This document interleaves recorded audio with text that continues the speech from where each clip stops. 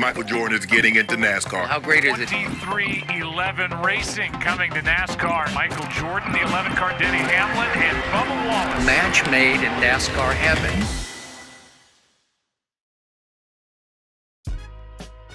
When the greatest basketball player of his generation, and maybe any generation, wanted to talk to Denny Hamlin at halftime of a game, a nervous Hamlin couldn't believe his ears. Michael Jordan, yes, that Michael Jordan, the Bulls legend and current owner of the Charlotte Hornets, sent security to summon Hamlin for an introduction and some serious racing talk.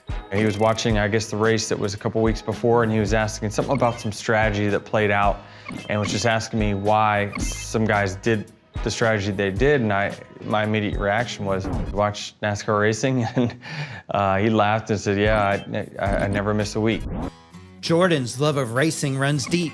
He grew up the son of a gearhead in Wilmington, North Carolina, where his father tinkered with engines and even wrenched on a cup car owned by local insulation salesman Hoss Ellington.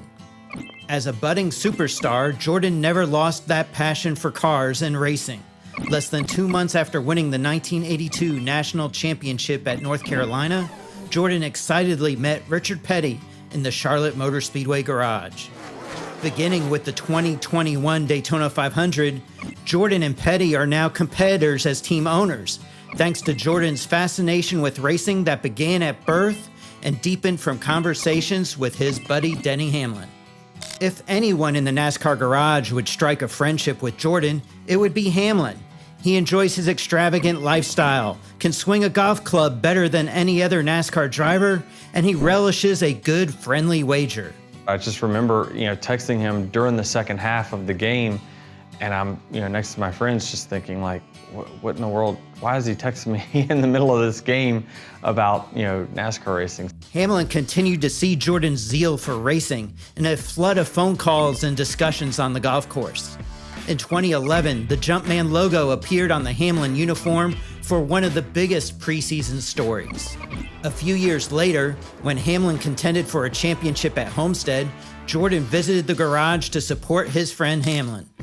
Hamlin didn't win, but Jordan consoled him with a big hug on pit road.